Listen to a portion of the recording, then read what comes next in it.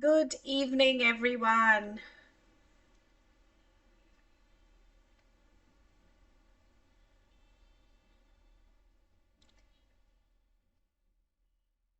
Okay, I hope so today I am audible properly.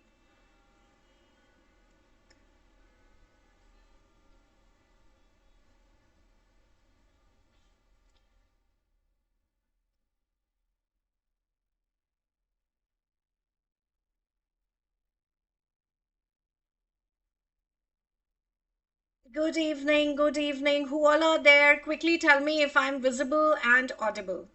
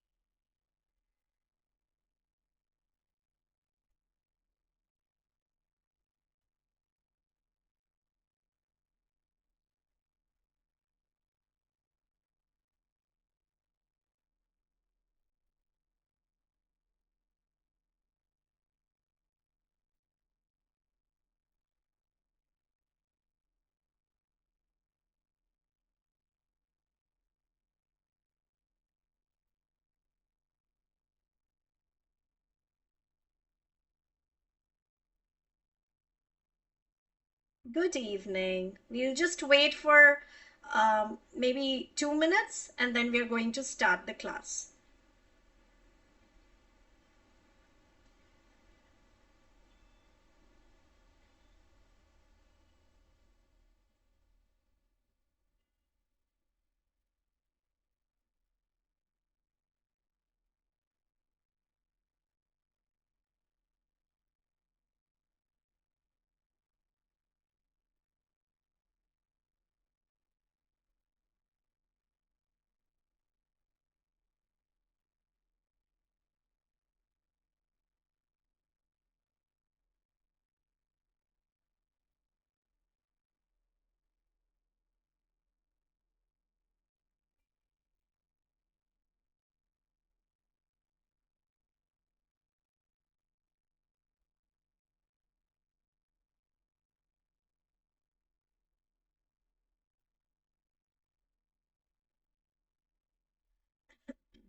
Good evening, Prajwal.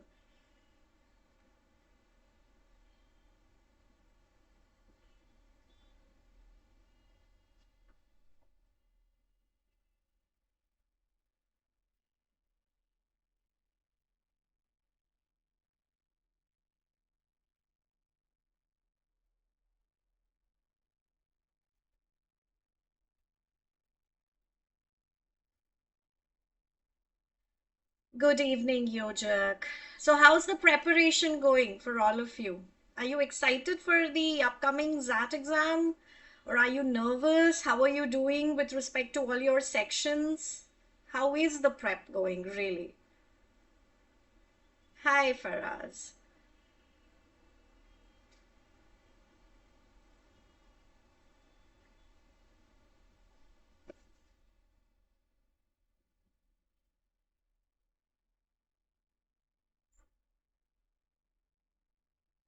Not feeling confident in XAT VALR. VLR hats तो मैंने बाकी दोनों classes में भी बताए हैं, right, Yojak? The frameworks remains the same. We'll keep talking about it. You have to do active reading. There is no shortcut. Okay, no skimming. So all of those things that I told you in the last class that you are not supposed to do, make sure that you don't do any of that, right?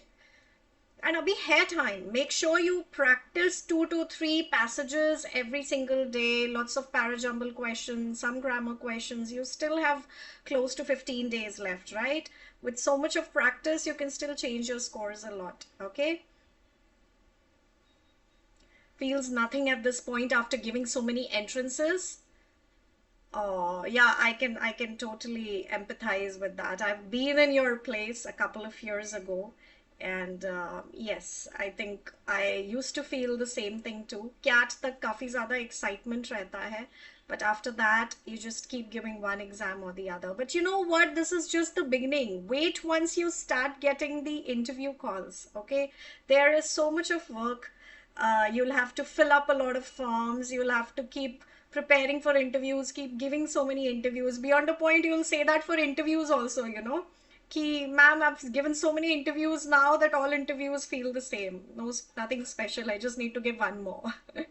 So that's okay. That's okay. I think you should just take it one day at a time, right? So just think about what you will do tomorrow, what you are going to practice tomorrow, and then you just have to get through tomorrow. Okay, and then when the next day comes, plan for just that one day. I think that's a good strategy to have at this point of time, so that you don't feel very overwhelmed or numb, either ways. Okay, all right, so I have planned some passages for you guys. You will see it's a little different from what we did last time. Okay, less excitement, more confusion. I can understand that. I can absolutely understand that. But you know what? Beyond a point, it is in our hand to consciously, put away the anxiety, the confusion, and the fear. And just, this is like the last mile, the last, the stretch of the race. Okay. So you are tired, you want to give up, and you just have to push through. Tell yourself just a little bit more. It's almost done. You can't give up now. You just have to get through this last bit. Okay, so just almost another month of exams, less than that, and I think it will be done. At least the exam part will be done, right? All right, so I was telling you the RCs, the passages that I have chosen this time is a little different from what we did last time. Okay, so last time we talked about some of the things that make people nervous when the kind of for example, when you come across very difficult vocabulary in the exam, you become very nervous and you start doing mistakes. You don't know if you're not understanding. You give up too easily, I feel, on those RCs. So I want to give you guys practice in slightly difficult RCs. Good evening, Samir. Okay, so RCs which are a little heavy on vocabulary, RCs which are related to topics that you may or may not be that familiar with. Okay, and I want to show you, hopefully together, when we go through these RCs, I want you to practice and I want you to figure out some strategies about what you will do when you come across a difficult RC that you are not, at first glance, you will feel you are not able to make much sense of it. Okay, but even if it feels difficult, even if there are difficult words, even if it is about a topic or a genre that you're not very familiar with, it is still possible to make sense of that RC enough, just enough so that you are able to answer the questions related to it. Okay, so we are going to try and attempt those kinds of passages today. So with that, I am going to quickly show you the first passage. It's a relatively shorter passage, so I want you to take your time, read it slowly, and remember the tips that I gave you, what to do. You'll see a lot of difficult words. Vocabulary is very heavy. It's a very rich vocabulary, vocabulary heavy passage. What I want you to do is, remember I told you, when you don't understand a word, try to rephrase that sentence without that word. Okay, in your own mind, in Hindi or in whichever language you are comfortable with, try to rephrase that sentence ki what is the author basically saying, just kya hai, even without that word. Okay, so let's go.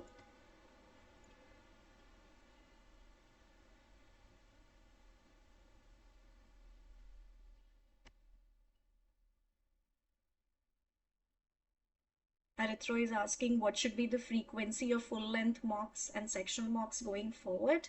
Right, we'll talk about it. For now, Arithro, just try and attempt this passage. Okay, it's a very short passage, but take your time.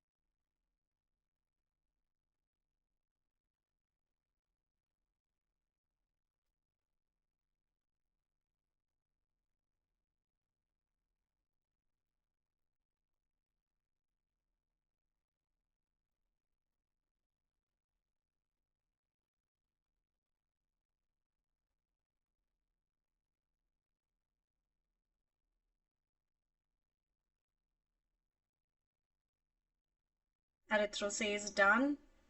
Okay. We'll give others another minute or so, and then I'll show you the questions.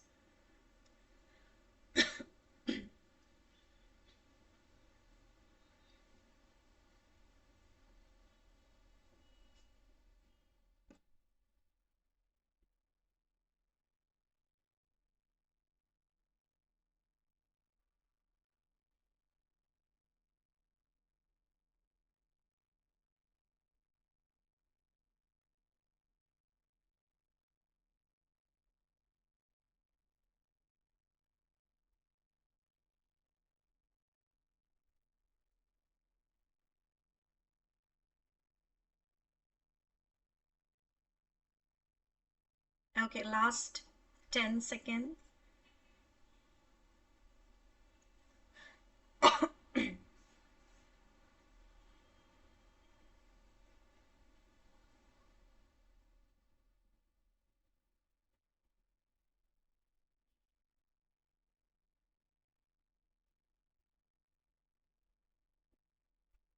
Okay, here is the first question.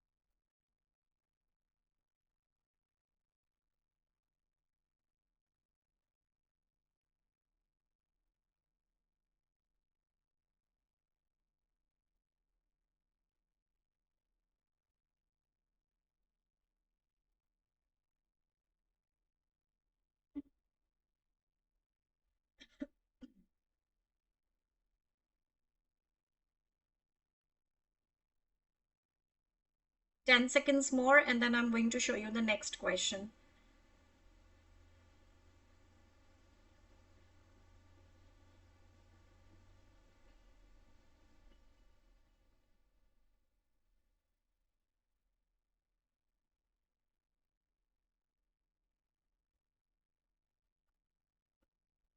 Here is question number 2.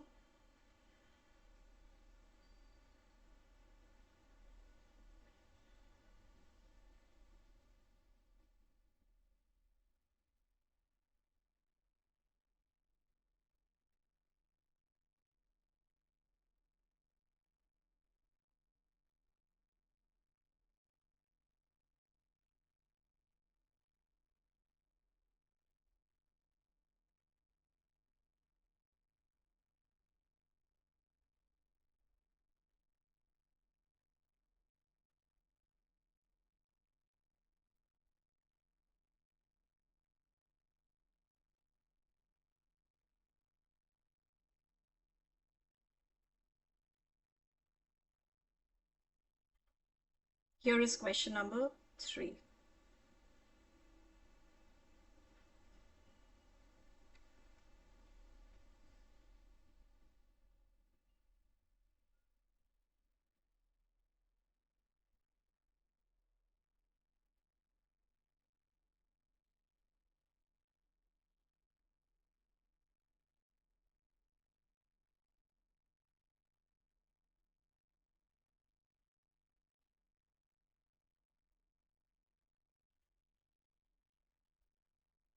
I want everyone to try and attempt the questions, okay?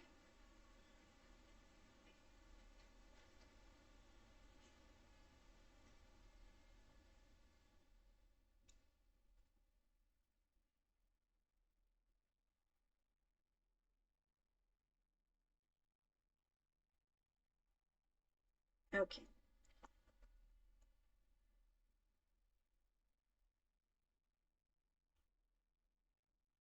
Let's try and understand. How many of you understood the passage? I want you to honestly tell me how many of you understood what the passage was about, what was the passage saying?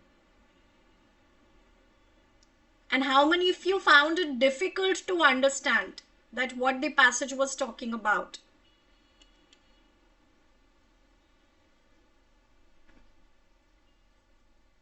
How many of you found it difficult? And how many of you thought that you were able to understand in general what the author was trying to say?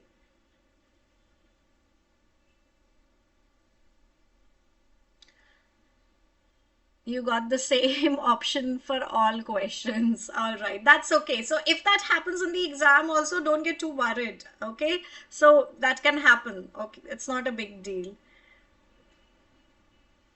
You understood the bhavna behind it.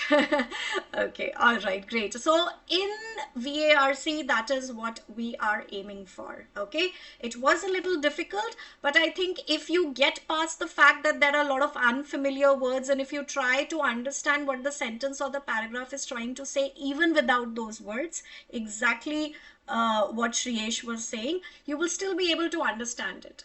Okay. All right, so let's start. The paradox of executive stewardship. Okay, only 10% for us says. Okay, all right, so let's try and understand what this paragraph is trying to say. The traditional neoclassical synthesis posits that the firm is a nexus of contracts. Okay, so the classical theory, even if you don't understand what neoclassical synthesis means, okay, some traditional theory, it says basically that it's talking about what is a firm. A firm is nothing but just a collection of contracts. It's a network of agreements between different parties.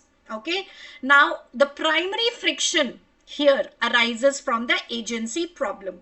We don't know what agency problem is. They are going to explain. There is some problem.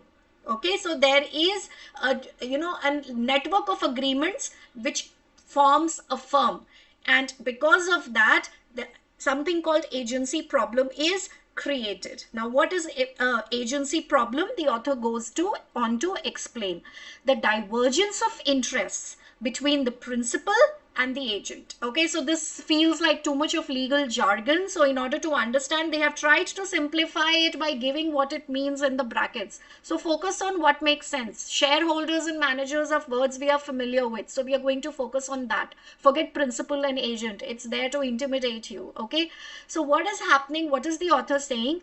That shareholders and managers have a divergence of interests. Okay, so both of them want different things.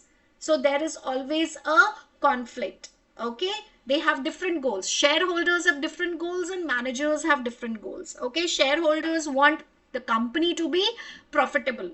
Okay, company paisa kamaye. They want the company's success. Whereas managers may have more personal goals. Okay, they want to succeed. They want their own careers to become better. They want their own salaries, and the managers may look at it at a more personal level, whereas shareholders want the company to do better. So there is always a divergence of interest, a divergence of goals that exists between the shareholders and the managers, right? But company to dono ko milke chalani hai. So this is the agency problem. The agency problem means two principal variables, the major variables, who are responsible for the company to run, the managers and the shareholders. There is a divergence in the interests and goals of both of these agents. Okay, now in order to mitigate this, in order to solve this, what does the company do? The company has done something called incentive alignment. Okay, it tries to align the goals of shareholders and managers through an incentive program. Okay, to solve this conflict, companies try to align managers' interests with the shareholders' interests. Now, how does it do that? It does that by giving managers stock options and bonuses tied to their performance. Okay, so what does it mean when you give managers options to buy stock of your company? Okay, it means that if you are giving your company stocks to your employees, to your managers, if the company does well, managers get to gain from it, right? They are going to earn money. If whatever stocks you invest in, if the stock does well, if the company does well, it is good for you, right? It's an investment for you. So the good interest of the company becomes your interest. Okay, you would also want the company to do well. Once you give managers a stake in the company, no matter how small, once you have given them stock options, when they own the stocks of the company, now they have a personal stake in whether or not the firm is doing well. Okay, so they will also want what the shareholders eventually want, which is what the company should do well. Okay, so because inherently shareholders and managers would want very different kinds of things, in order to bridge this gap, different kinds of incentive alignment, the company keeps trying, and one of that is equity based compensation. Equity based compensation means you give managers a stake, equity. Okay, equity is nothing but stocks, company stocks, as well as performance linked bonuses. So their bonuses would be linked to the performance of the company, how well the company is doing. So this is done so that managers want the same thing that the shareholders want, which is the company should do better. However, this orthodox view suffers from an ontological myopia. Again, a very big word. If you don't understand, just think of it as it suffers from a problem. Okay, so what the sentence is talking about is, now the intent behind doing this is very good, offering stock options to managers so that they get a personal stake in whether the company is doing well or not. But there is a problem in doing so, some kind of problem, and we'll figure out what that is. And they have named the problem ontological myopia. We'll find out what it means. By reducing executive motivation to a function of pecuniary utility. Okay, so what pecuniary word actually means is something monetarily. Okay, something related to money, something in monetary terms. Okay, so if you are, so what the author is saying basically is, if this approach is very flawed, okay, because it assumes that executives only care about money.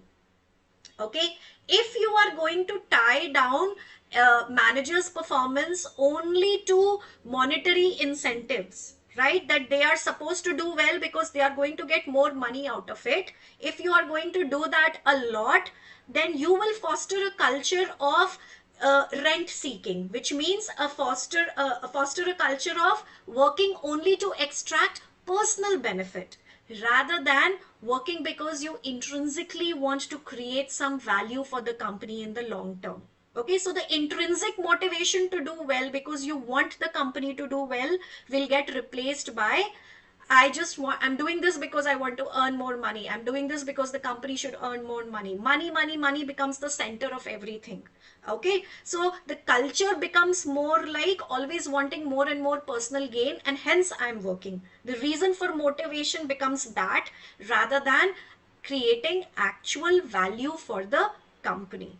Okay, so in a gist, what is this paragraph talking about? The paragraph is talking about the agency problem, which is inherently there will always be a difference between what the managers want and what the shareholders want. In order to bridge that difference, companies uh, resort to things like offering equity based compensation and performance linked bonuses to managers, right? However, there is a problem with doing this because this approach is flawed, because if you tie down a manager's performance and manager's work too much with monetary incentives, then their attitude and the culture in the company would become too much about just seeking personal gains and more money rather than creating actual value for the company in the long run.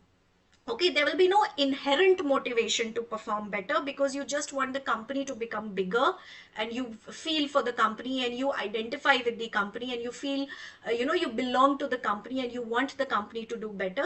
You just basically everything becomes all about money, and that is what the first paragraph is talking about. Okay, any doubt, you can always just write it in the chat and I will try to solve your doubts. Okay, let's move on to the next paragraph. The psychological underpinning of this failure. What is the psychological reason of this failure? It is rooted in the crowding out effect. Okay, so a lot of technical terms are used here. Again, some term is used here and they are going to explain here. Crowding out effect is what they have called, is the reason why this happened. Okay, so let's see what it is. Behavioral economists argue that extrinsic motivators like financial rewards can cannibalize intrinsic stewardship. Okay, so what the author is saying is behavioral economics explain this failure through something called crowding out effect, which means big financial rewards can actually reduce internal motivation to act responsibly for the company's long-term health. Basically, crowding out effect means if you are too busy thinking about something, there is only so much of space in your brain. Okay, if your brain gets crowded out by just thinking about profit and money and what I can do next to get my next bonus, if you are too busy obsessing about it and focusing on it, if the reward is always extrinsic, if the motivation is always coming because of an external monetary reward, the intrinsic, the internal motivation to do something nice just because you want to do it or because it feels nice will get cannibalized. It will get eaten away by the big stake financial rewards, because who doesn't want more money? But if you keep giving and if you keep tying everything to financial rewards, then that is all people would be thinking about. Okay, heavy words, yes, which is why Ayush, I want you all to get used to it. I want you all to come up with your own strategies about what you will do if you come across an RC which has heavy words. How do you filter out the heavy words and still make some sense out of the sentence that is given, okay, of what the author is trying to say. Okay, so when an executive's cognitive bandwidth is completely occupied by stock options and ये company का stock, how is it doing? Is it doing well? Is it not doing well? Is it going up? What percentage the stocks have gone up? Because now the managers are going to personally gain only when the company's stock prices go up, right? And the company's stock prices will go up only when the company is doing very, very, very well. So if you are busy obsessing with it all the time, if all your cognitive bandwidth is getting used up obsessing over short-term profits and whether or not the company is making more money, you are not going to be able to think long term. Okay, so the temporal horizon of the firm shrinks. What does temporal mean? It's very important that you understand. Temporal actually means something related to time. Okay, so you will start only thinking about whether or not the company is doing well in the short term, so that the company's stock prices remain up. You will stop investing in any effort which is not giving any immediate result but is still very important for the long term health of the company. Okay, they will only care about the share price right now, right, Shreyesh? Okay, in the long term there are so many things. For example, I work for a pharmaceutical company, so in pharmaceutical business you have to invest in R&D. Okay, millions of dollars are invested in R&D. Okay, now R&D gives result in the long term. Okay, when a new vaccine or any kind of new medicine is created, it takes years and years and years of discovery and clinical study before finally the medicine can be brought out in the market, almost up to a decade. Okay, so you have to keep investing and keep investing in, with the long term objective in mind. Okay, if you're only going to do something that is going to be nice for the company in the short term, it is going to be very difficult. It is not going to be very nice for the company. Okay, so that is the problem. If you make your managers too obsessed with tying their performance to short term financial performances of your company, they are going to do that.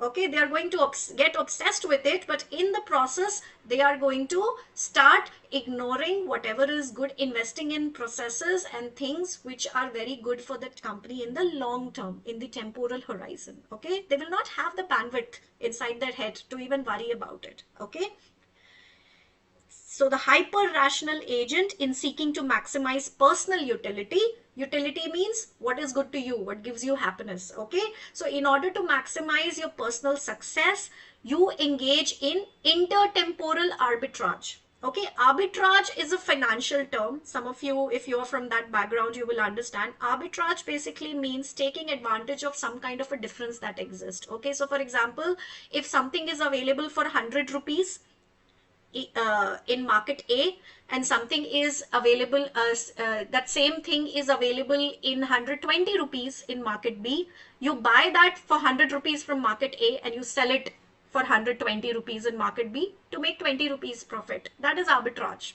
Okay black में लोग ticket बेचते हैं ना let's say Taylor Swift का concert है और recently Enrique's concert happened in Mumbai, so what people would do was, or when Coldplay's concert happened, people just bought the ticket and they were selling it for a much higher price, right? Because people were willing to buy at a much higher price. So that is the kind of advantage you take to whenever there is a difference. So here, in what sense are they talking about? What kind of arbitrage is the author talking about?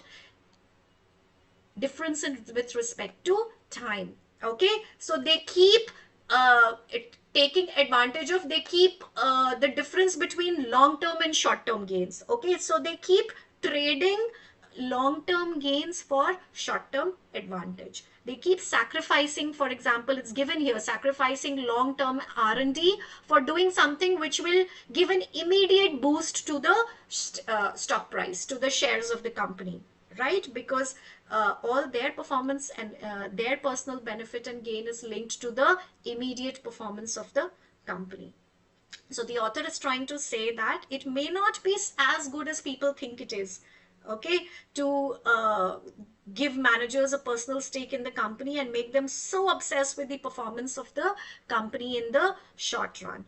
Furthermore, the escalation of monitoring mechanisms intended to ensure transparency often yields the transparency paradox. Okay, so in the last paragraph, the author is talking about one more problem. So the first problem he talked about was the ontological myopia, okay, where you are presuming that the only motivation that managers can get is a financial one, and you are trying to explain what it actually does if you only give financial rewards to the managers. The second problem is the transparency paradox. What is the transparency paradox?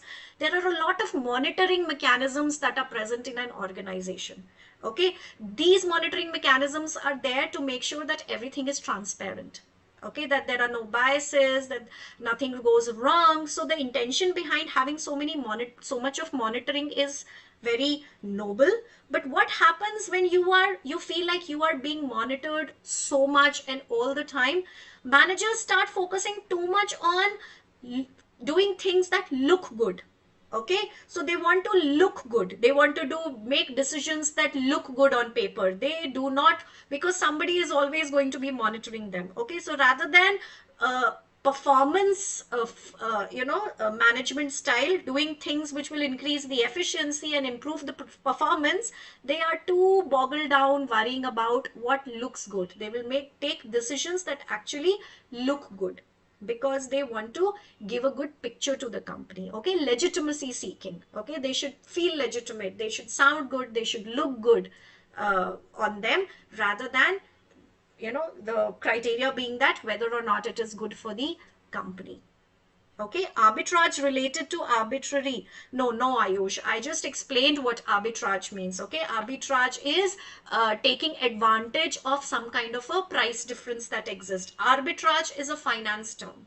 Okay, stock prices mein ye karte hain. Okay, you buy the stock at one price and then you sell it at another when the market changes. So that is arbitrage. Okay, so trading one thing for another because there is a difference that exists between the two. Here intertemporal arbitrage means here it's been used to show that managers are trading long-term benefits for short-term gains.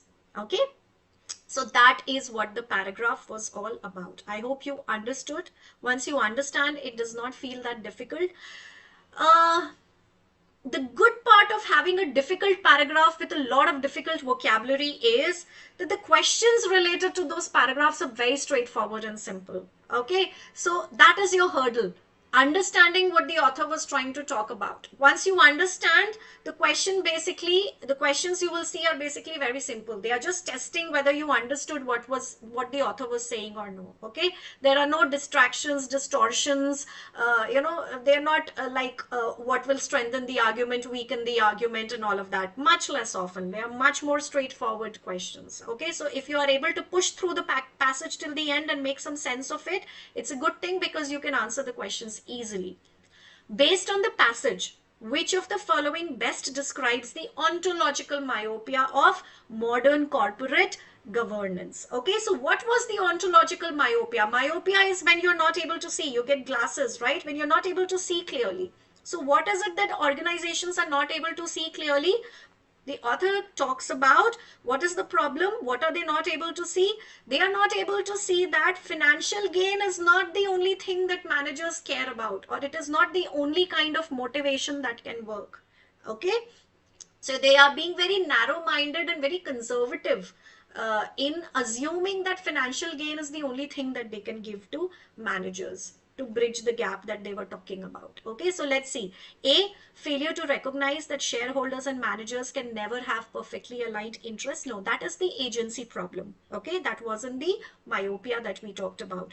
Over-reliance on mathematical models to predict market fluctuations at the expense of qualitative data. This is not even given in the stanza, okay, in the passage. So we'll just eliminate it.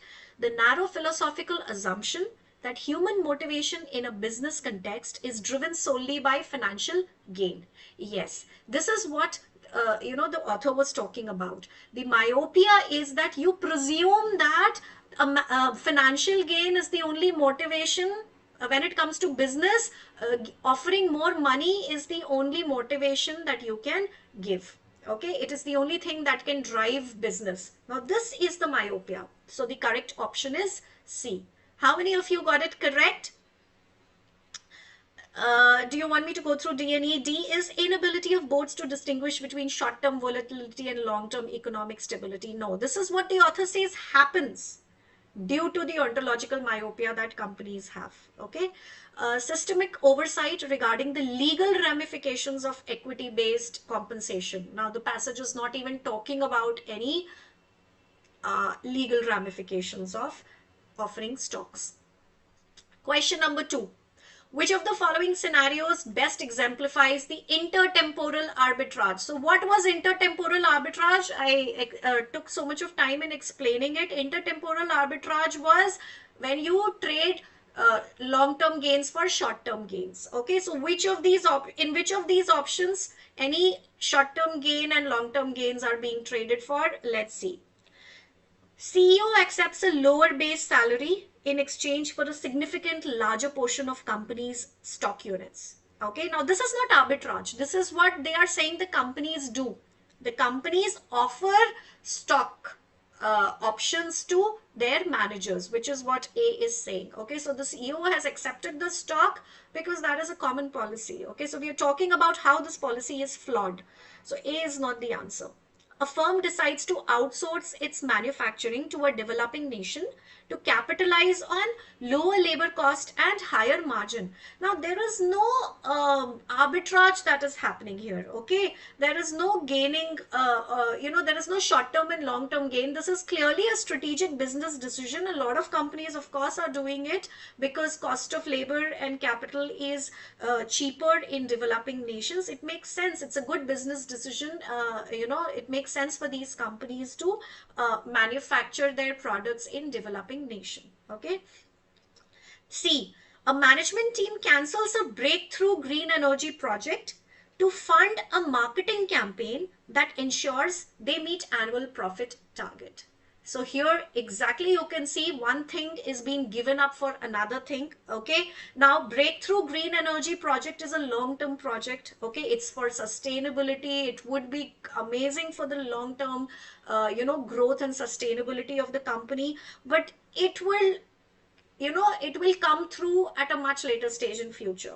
However, the marketing campaign that they decided to invest on, they will help them meet their annual profit targets. Okay, so they are focusing more on annual profit targets as compared to focusing something that will be good for the company in the long term. Okay, इस साल का profit पहले अच्छा कर लेते हैं, because that is what we have to declare to our stockholders, right? So here you can clearly see that they are trading long-term gain for an immediate short-term profit. So C should be the answer. Okay, let's see what D is. Executive uses insider information to sell their shares before an unfavorable quarterly report is released to the public.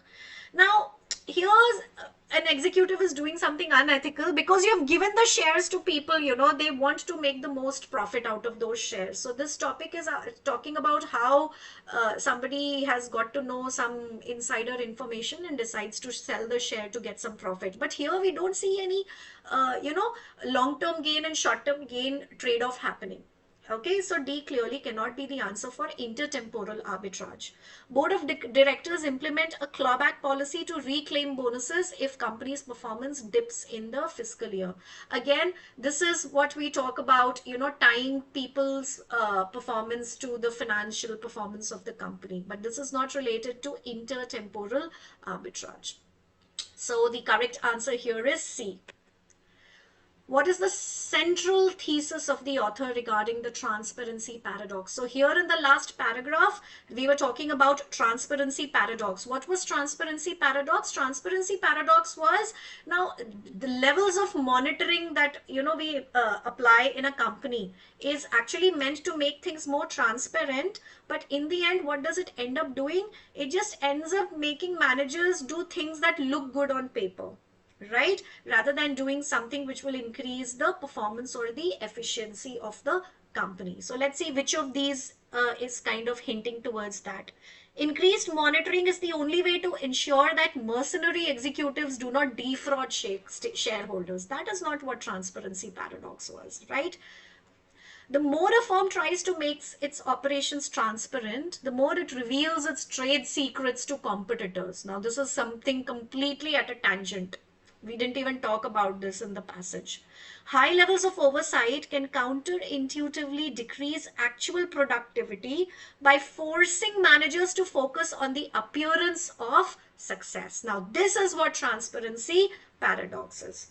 Okay, if somebody keeps overseeing your work all the time, if your manager is all the time seeing at every little step, show me what are you doing, show me what are you doing, you want to keep showing that you are succeeding. Okay, so the appearance of you succeeding matters more than you actually succeeding. Would you ever take any decision in which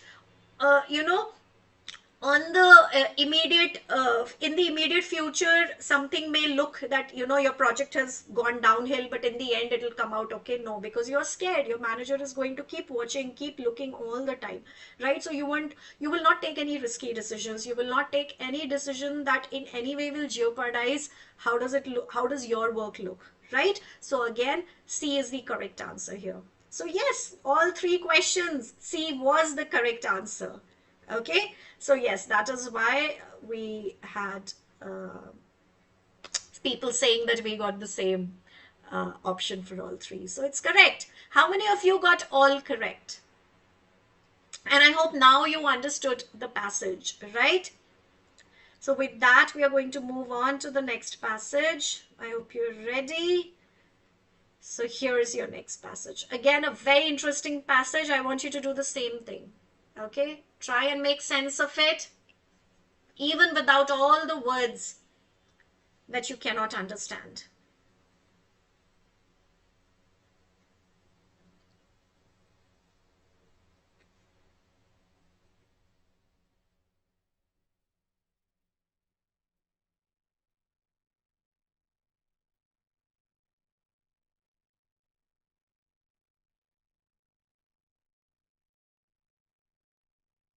Ayush is asking, in decision making, if the following question kind of hints about previous question.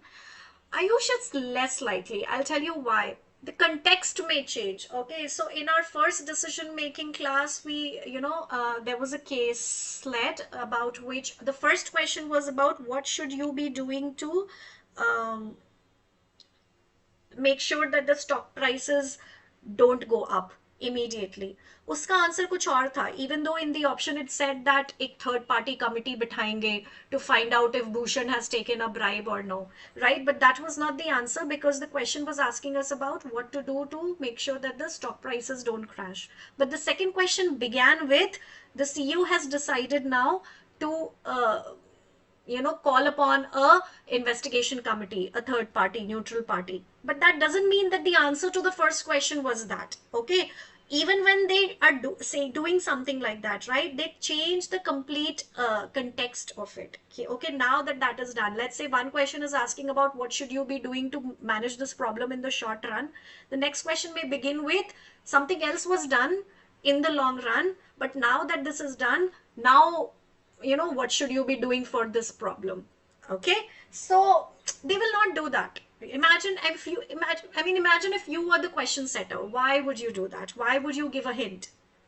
Okay, so no, never think about it like that. Okay, whatever your reasoning was to select a certain answer in the previous question, there must have been some logic, right? If you're confident in that logic, don't change your answer just because you're reading the second question and something else is written. Okay, both the questions may have very, very, very different context laid out.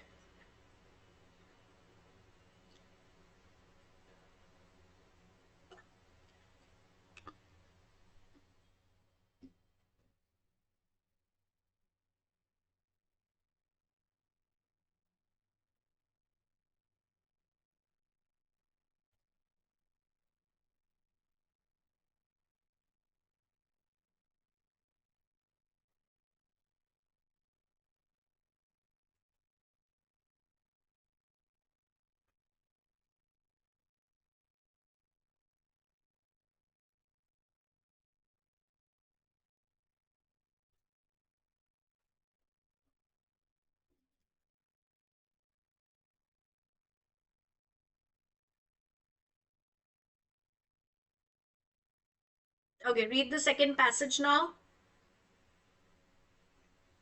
Again, a very interesting passage. And this one is related to finance. The first one was on business.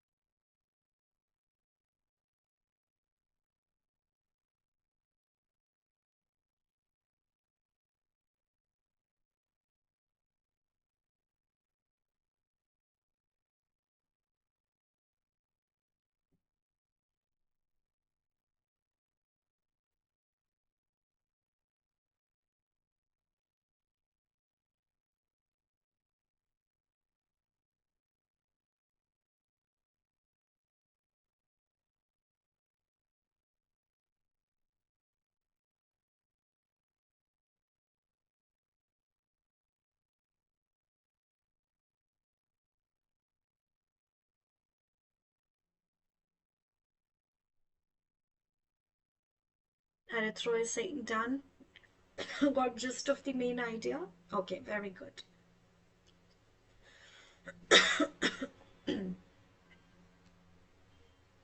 We'll just give other people also a few more minutes, since again it's a technical one.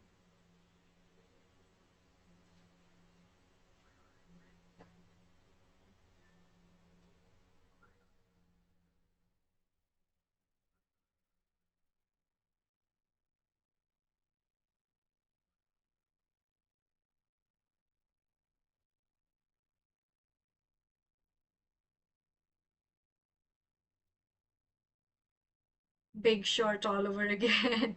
Have you seen the movie, The Big Short? It's an amazing movie. Question. Okay, here is the question.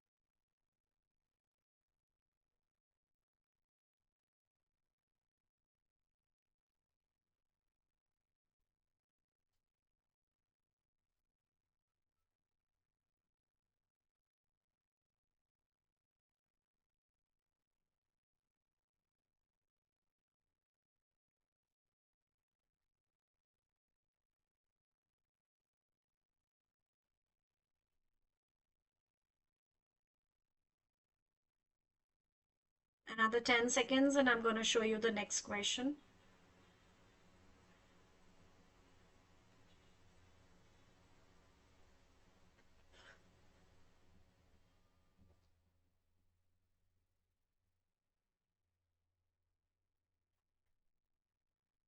Okay, here is the second question.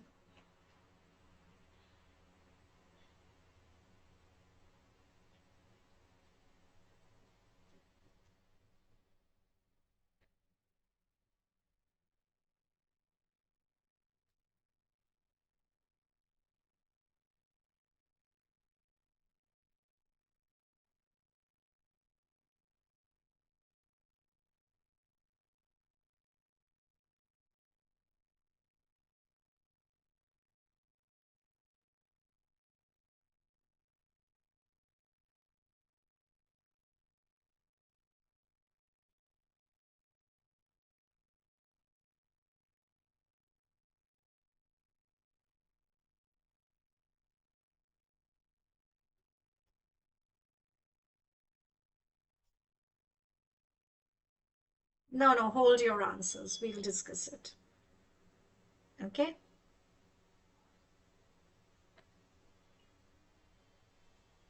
All right. So let's begin. Again, how many of you understood this? I mean, if the ones who are from the finance background, I'm sure you would have understood it. I hope you did. But how many of you who do not come from a finance background understood what the author was, trying to talk about?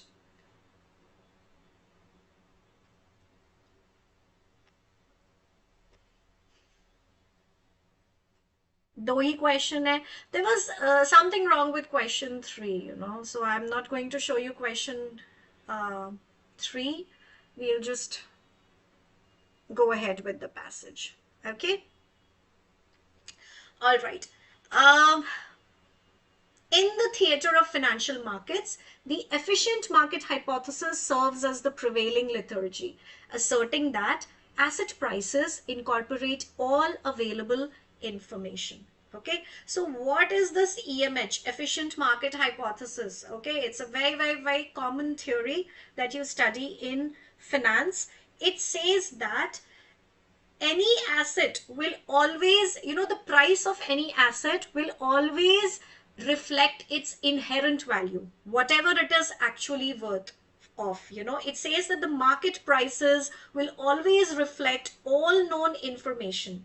So you cannot really consistently beat the market. This especially is related to, the stock prices. Okay. So whenever, for example, a company releases a statement about some major acquisition happening, or let's say some R&D that they are doing, or something, whenever there is some new information that comes to the market, the stock prices immediately incorporate that information, and the stock prices, they will change to reflect the new information. Okay, so basically in finance, the stock price is indicative of how well you think a company is going to perform in the future. It is what you feel. It's not what whether really the company, nobody knows Nobody on this planet can ever know for sure if how a company is going to perform in future. But based on your presumption, what do you feel based on all the knowledge that you have about the company? आपको क्या लगता है कि future में ये company कैसा करने वाली है? People who are very positive, the companies that people are very positive are going to do really well, their stock prices go up. If you feel that the company is not going to perform well, people start selling the stocks of that company and the prices fall. Okay, so what this hypothesis says is the actual price of any asset, of any stock, always reflects all the information, whatever that is there to be known for that asset is known. Okay, and wo sabko mila ke to you account for all of the information, and then the prices, market prices happen. So you cannot really beat the market. You can't say that I know something forever. Matlab in the short term maybe a little bit, but you cannot, yes, except for Doctor Strange who can go into the future, right? But because none of us are Doctor Strange and we don't know what is going to happen in the future, none of us actually can consistently keep beating the market. Okay, so how do you beat the market? When you know something that others don't. Okay, you know something that the market is going to be, this company, there's going to be something related to this asset and nobody else knows, right? But that cannot happen in the long run all the time. Okay, so this EMH theory says that the market prices will always reflect any and all information that is supposed to be known, so you cannot really beat the market, right? Yet the market bubbles that happen, what are these bubbles? When suddenly the prices of a company or of certain companies, they start rising irrationally. They go high up, very, very, very high up. Ekdam suddenly. That's what we called a bubble. Okay? But market bubbles keep happening, which shows that this hypothesis might not be fully explaining what the reality is. Right? Because if this hypothesis was true, then suddenly, irrationally, a certain company's prices should not rise up so much. Even when the companies are not doing well, you will see in these bubbles, if you have read about the dot-com bubble or the housing bubble that happened in 2008, what exactly happened was these sectors were not doing really well, and yet people kept on investing in them, okay, making them into a big, big, big bubble that was meant to burst at some time or the other. Okay, so if this hypothesis was true, then market bubbles would not be happening, right? Because then the stock prices would not irrationally, of some companies or some sector, they will not irrationally suddenly go up so much, right? So what do the critics say? Critics often say that market bubbles happen because of irrationality. So what they say is, this is just irrational behavior. It's not proper normal economic behavior. Okay, but the author is saying that if you look at it closely, it is not really irrational behavior, but bubbles happen because of a different kind of a rationality. It's the peak rational behavior of human beings that actually causes these financial bubbles, market bubbles to happen. It is strategic thinking based on game theory. How many of you are, you know what game theory is? You've heard about it. Have you watched the movie The Beautiful Mind? I think it's A Beautiful Mind, right? It's on the life of Professor John Nash, who came up with game theory. Okay, if you haven't seen A Beautiful Mind, please go and watch it. It is amazing. Okay. Anyways, so what the author is saying is, these bubbles happen not because of some irrational behavior by people, but it is actually example of peak rational behavior on the basis of game theory. Okay, so this is game theory in its play, making a very important contribution when it comes to creating these market bubbles. Now, how does he explain this? What does game theory have to do with this forming market bubbles?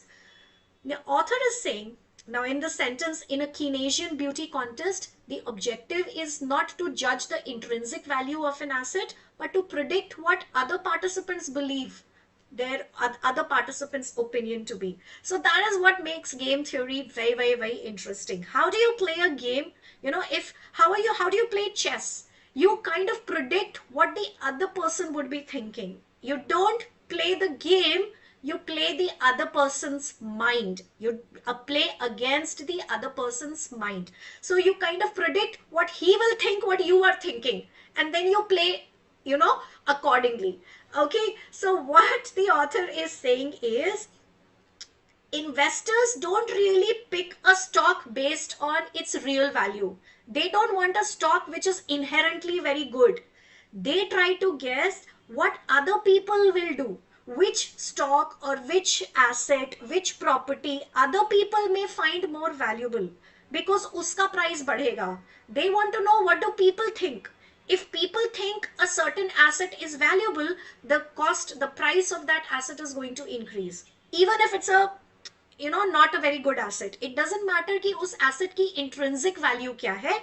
If other people believe that the asset has got value, then the price of that asset will increase. It's like in a beauty contest, you don't pick the face that you think you find most beautiful. You pick the face that you think most people will pick or most people will find beautiful. Okay, so similarly, when you're playing this game, in the game theory, it's the same game that people play in the stock market, you are not trying to guess which is the most valuable asset. That is not what you are doing. You are trying to guess which is the asset which most people feel is the most valuable. Now, even if the people are wrong, just because they feel that the asset is valuable, they are going to keep buying those stocks and the price of those stocks are going to increase.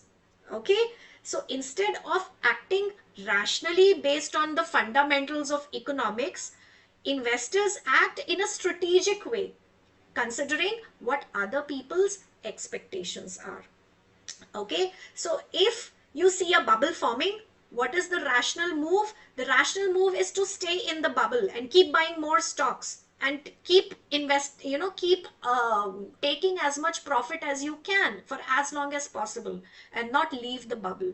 Okay, this is what happened in the 2008 crisis, in that real estate bubble. There were some people who saw that the sector was not doing well and that was eventually going to crash, that it was overvalued and this was a big, big, big disaster waiting to happen. But they still did not exit it. They still kept buying more stocks, more stock. Why did they do that? Because they saw that other people have not realized it yet. As long as other people don't understand that, you know, this is not a valuable asset, you can keep buying it and you can keep harboring the the profits from that, because someone will always be ready to buy that stock at a very big, big, big premium. Okay, so as long as there is a greater fool, okay, as long as there is a greater fool to whom you can sell that asset, you can liquidate. Liquidating an asset means selling an asset. If you can sell that asset to a fool who is greater than you, you bought the asset that was not good, you are a fool. But why are you doing that? How is that rational behavior? You are doing that because you know there is a bigger fool somewhere there in the market. आपने 100 रुपए में खरीदा है, 150 रुपए में कोई आपसे भी खरीदने को ready हो जाएगा. So as long as you know that there is a greater fool out there somewhere to whom you can sell that asset to at a much bigger profit, you are going to continue riding that bubble, even though you know that this is not a valuable asset. Okay, so this is what he is explaining. The bubble forms not because it's not that people don't understand the value of the asset. Even if people understand that the asset is overvalued, the bubble keeps on forming because strategically it makes sense. Okay, so for you to keep making profit because other people have not yet realized it. Okay, so this creates what the author is explaining, a common knowledge problem. Okay, so what is common knowledge problem? When will this bubble burst? Okay, so the bubble keeps becoming bigger and bigger and bigger. You take an asset which is actually not good, just like the dot-com bubble happened, when a lot of tech companies' stocks kept rising up, even when those tech companies were not even making any profit. Okay, and this happened in late 90s, and then the bubble broke and all of those stock prices crashed and the companies went bankrupt and everything. Same thing happened in 2008 fiasco, right? So when does the bubble burst? Okay, so he says that a bubble doesn't pop just because people come to know that the prices are too high. Okay, even if people keep coming to know that the prices are too high, they should not be as high as they are. It will only pop when everyone knows that everyone else also knows that the price is too high. If I know that the price of this stock is too high, but I believe other people haven't realized that yet, okay, I still feel that there is some greater fool present there who will buy this stock from me. I will not exit it.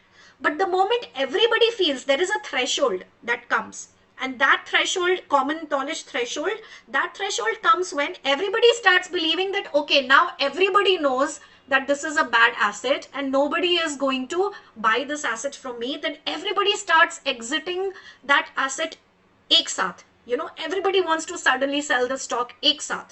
And that is the threshold when the bubble breaks and it all crashes down.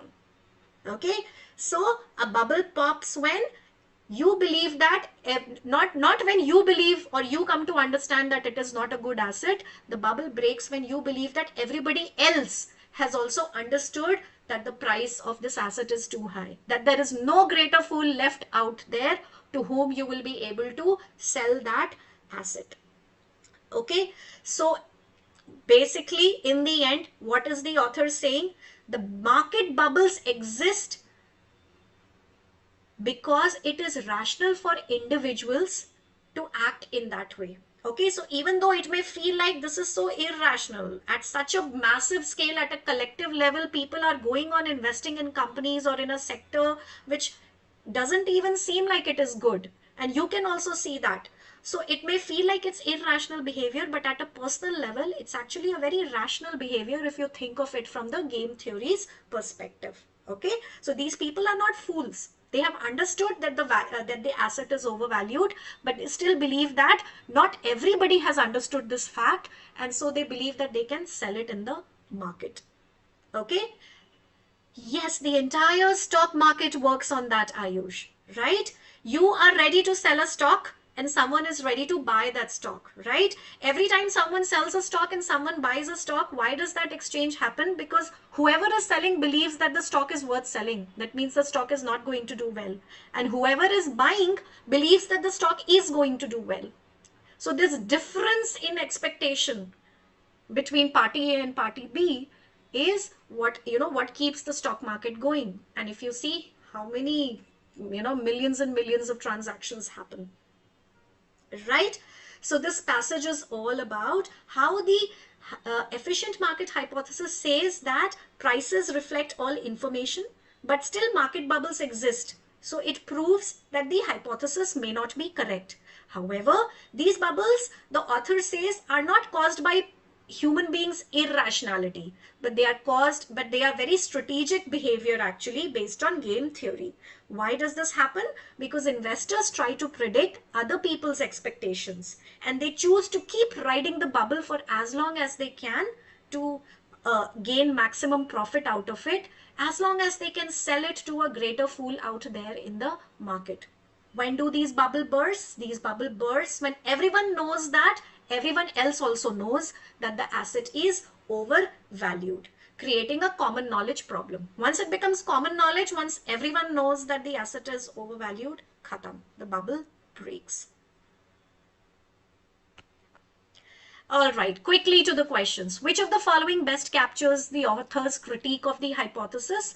What was his critique of the hypothesis? The very existence of the bubbles, okay? The very fact that the market bubbles exist, okay? So option C, EMH cannot explain speculative manias, which is what the author calls here to the bubbles, because it assumes price always reflects intrinsic value. Okay, because the hypothesis assumes that price always reflects the intrinsic value of an asset, it will never be able to explain why the value of certain assets keep rising up irrationally, even when their intrinsic value remains the same or probably has decreased. Okay, so the correct answer is C. According to the passage, why might a rational agent choose to remain in a market bubble? Now this was very clearly given because he believes that there is a greater fool out there who is going to, whom he can sell before the market collapses. Okay, here again I see C. Wow, C has been our lucky alphabet in today's class. All answers are C. Okay, so C option here, because they believe they can sell the asset to another participant before the market collapses. Okay, so even if you know the market is going to collapse one day, you will not exit the market so soon, as long as you can, because you believe that you can sell it to someone else. Is that fine? Any doubts till now? So up till now, I think all our answers have been C. Option D in question 1, Krishna is asking. Okay, let's see what is option D. EMH is a liturgy that has been proven obsolete by the rise of high frequency trading. Oh, no, sorry. This is E. You were saying D, right? It ignores the role of game theory in determining how individuals interpret available information. Okay, so this is a very good, thank you for asking this question, Krishna. So D is a very good option to kind of confuse you between C and D. Okay, in order to understand why D is not the answer and C is the answer, you have to understand what is the main critique that the author is talking about when it comes to EMH. Okay, what is the main problem with EMH? He is saying, the author is saying the main problem is that the bubbles exist.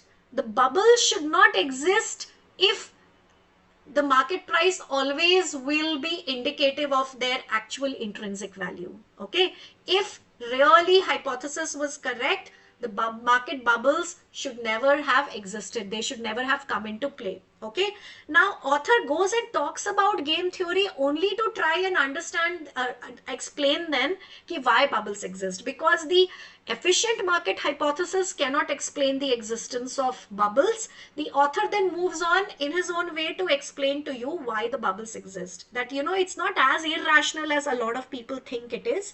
And game theory ke perspective se, if you try to see, this is why the bubbles exist. Okay, and then that's how he explains. Okay, so this is the flow of the passage. He first tells you what EMH is, then he tells you what is the problem of EMH. The problem of EMH is that bubbles exist. They should not have existed if EMH was 100% true.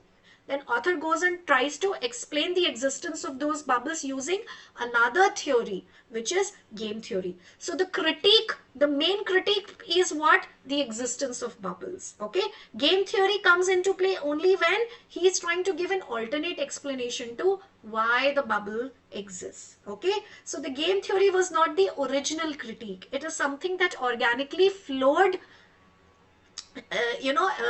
flowed through in the passage, because the author was trying to then explain why bubbles exist through a different theory. Right. Okay, so let's move on to the next question. All right, so we are going to quickly do a para jumble now. Give it a go.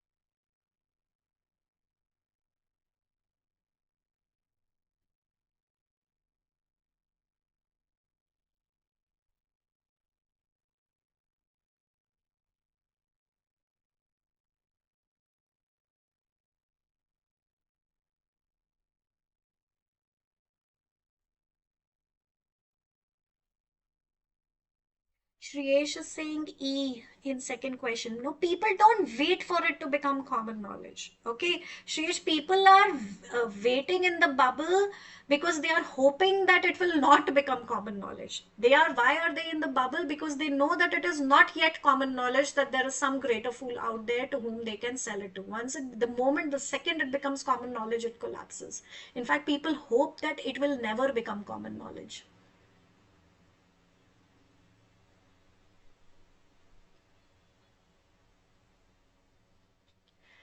Winter is coming, says done. Okay, great.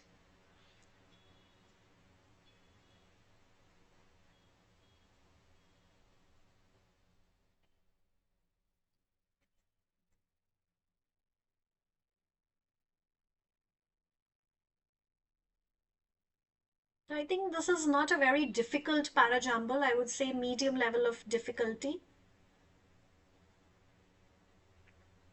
All right, I'll just give other people also maybe 30 more seconds and then we'll discuss this.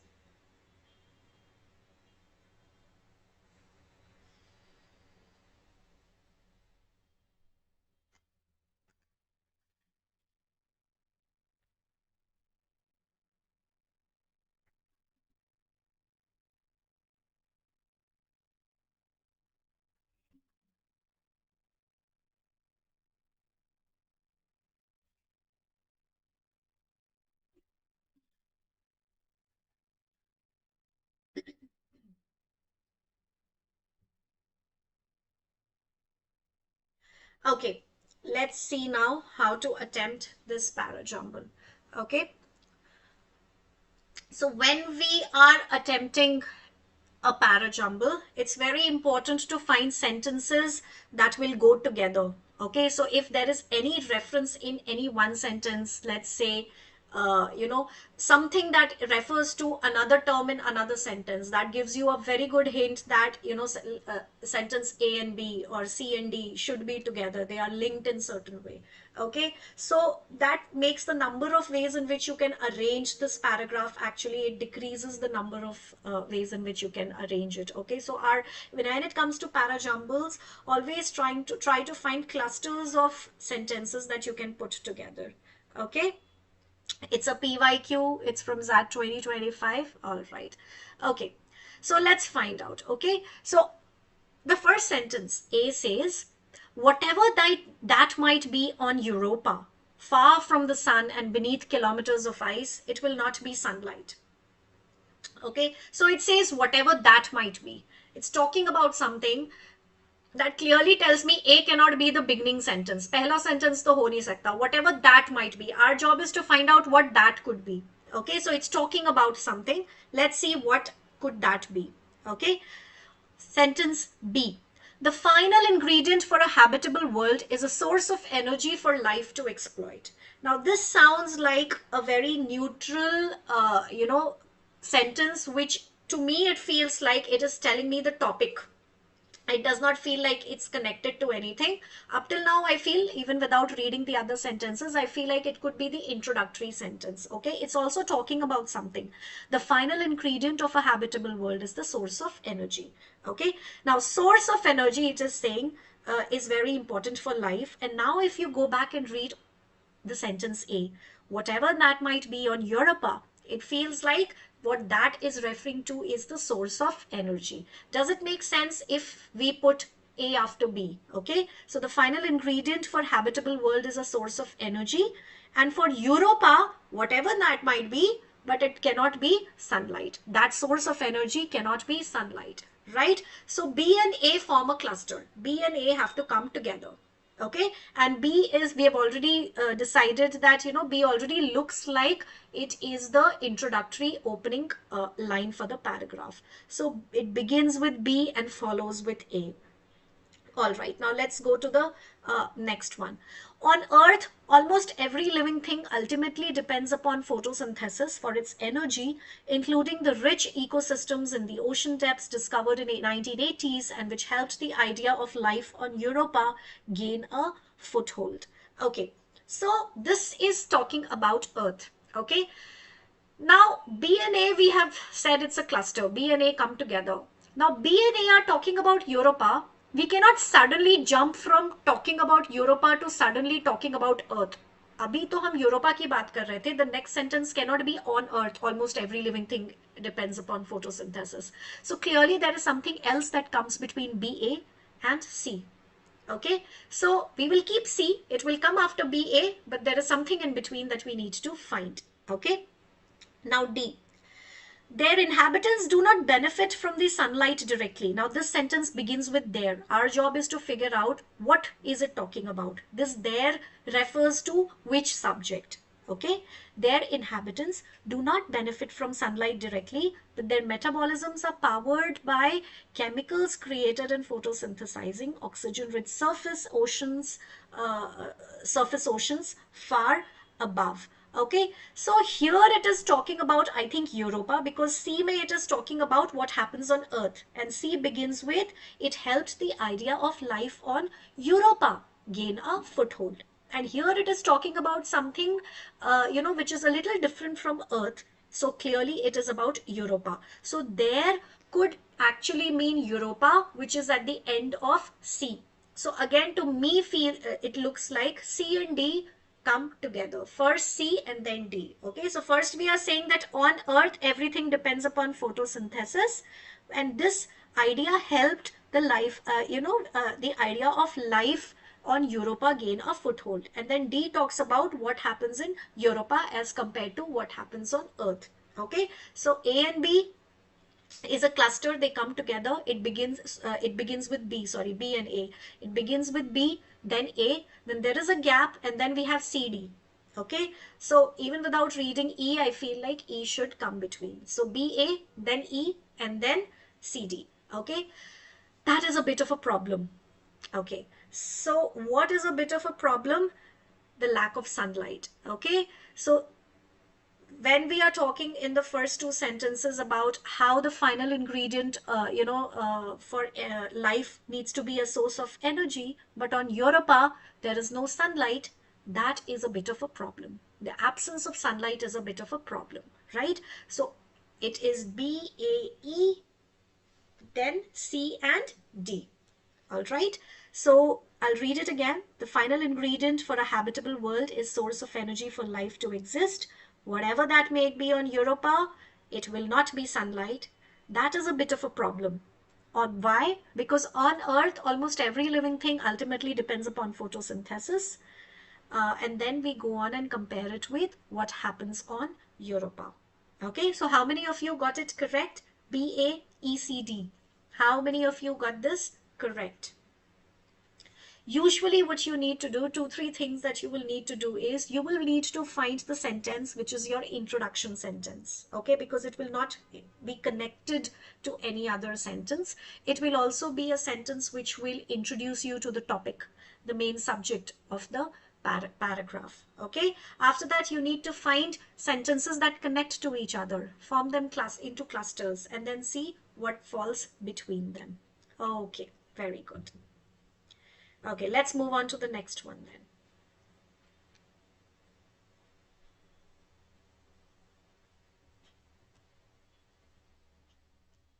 All of you are doing really well today. See, there is absolutely no reason for you to be anxious about the upcoming exam at all. I think you're doing very, very, very well.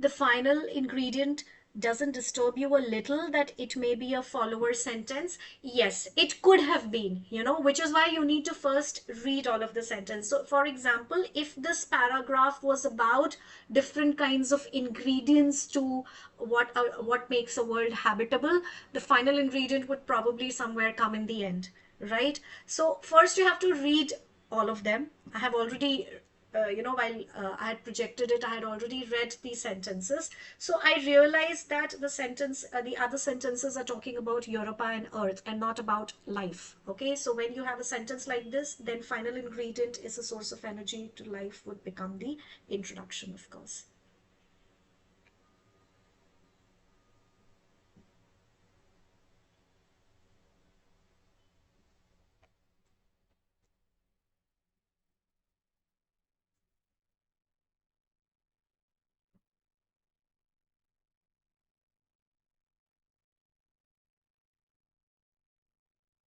Done.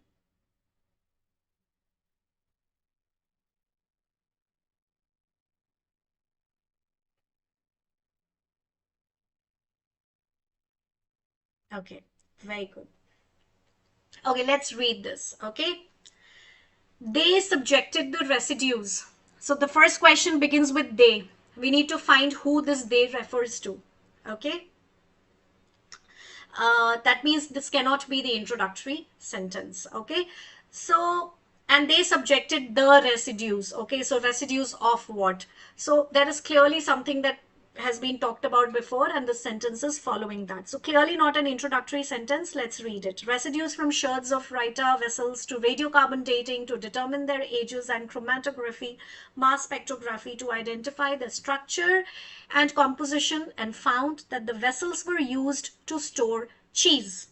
Okay, so they have found something, and they are doing lots of tests on that to find out what was it used for, and they figured out that the vessels were used to store cheese. Okay, so let's keep this sentence and let's see all of the things that the sentence is talking about, the vessels, the writer, which sentence introduces us to all of that. Okay, in many Neolithic sites near the Adriatic Sea, researchers unearthed cone-shaped clay vessels known as Rita, with 4 legs on the bottom and a round opening on the side. So here we get all our answers here, right? So this also looks to me again like an introductory sentence. We'll go through the other sentence to make sure that it's the introductory sentence. But it's telling me that something was found called Rita with cone-shaped clay vessels somewhere with a round opening on the side. Okay, so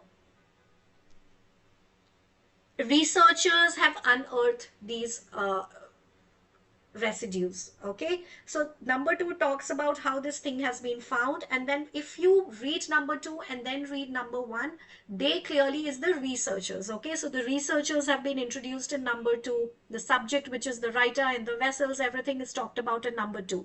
So they found this in number 2, the researchers found this in number 2, and in number 1 it's written that they subjected it to all of these tests, and they found out that it was used to store cheese. So 2 in 1, put them in brackets, they are a cluster, they will go together wherever they go, and it looks like it begins with 2. So let's see, 2 and 1, that is what we have right now, will stay together. Fresh milk couldn't be kept for long without going bad.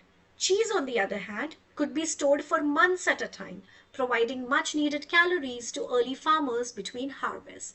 Now this looks to me like a very logical flow from where number 1 ends. Number 1 ends with how they thought that the vessels were used to store cheese, and number 3 is trying to kind of give a reason why would they have wanted to store cheese. Okay, why would the Neolithic people would even want to store cheese? It is because you cannot keep fresh milk for a long time. Cheese, on the other hand, could be stored for months. Okay, so it will give calorie to the farmers. So up till now, 2, 1 and 3 make a very logical flow of argument.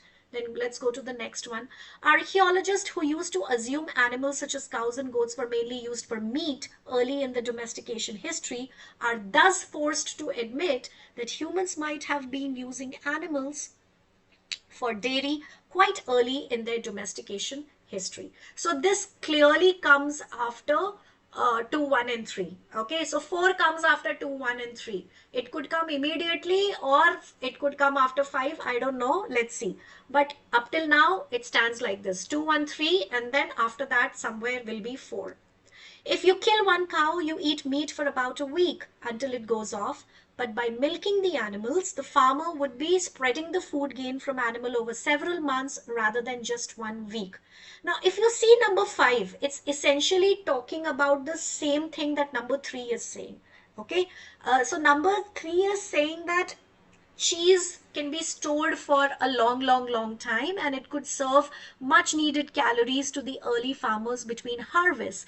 And number 5 is talking about how if you keep an animal, by milking it, the farmer would be spreading the food gain from that animal over several months rather than 1 week. So they are basically logically giving the same kinds of argument. So 3 and 5 should be very close to each other, right? So 2, 1, 3, 5, and then because 4 talks about how archaeologists are thus forced to admit, it also may be the ending final conclusion statement to this paragraph. Because of everything, all the arguments that we have given, because of all of that, finally archaeologists might admit that humans might be using animals for dairy quite early in their domestication history.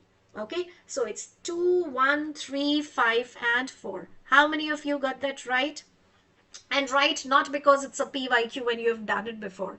How many of you got it right because you finally understood the reason why we linked these sentences together?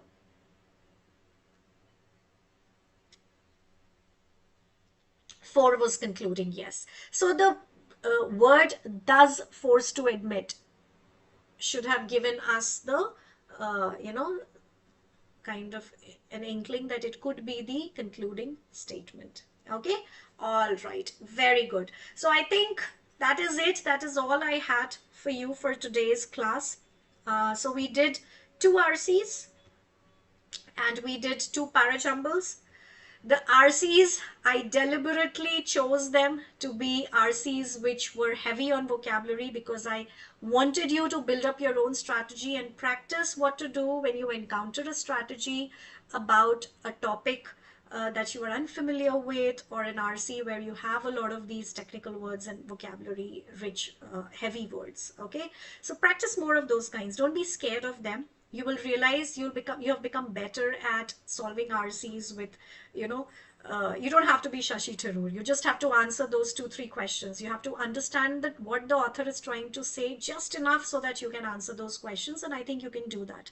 I told you one good thing about RCs which are very vocabulary rich and difficult is that the questions related to them are relatively simple. Okay, so that's the trade-off.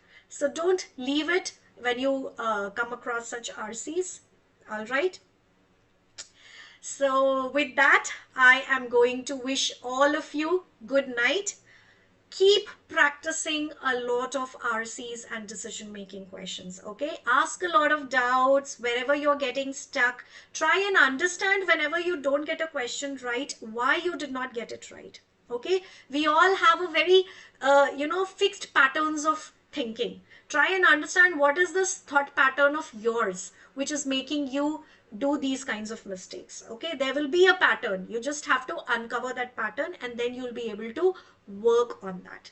All right, when do we have the next session? I think Abhishek sir would let you know. Most likely the next session with me would be a decision making session. Okay, so we have done 2 decision making, then we did 2 RC sessions, then again we are going to do a decision making session. I still feel many of you, even though we have I have tried to tell you a lot of filters to apply and tricks and tips to go through the decision making questions, I still feel many of you struggle with it. So next session we are going to have on decision making. Meanwhile, keep practicing. It doesn't matter whether it's a grammar question or an RC or a poem or a DM question. If you have a doubt, post it on the group and we are going to get back to you as soon as possible.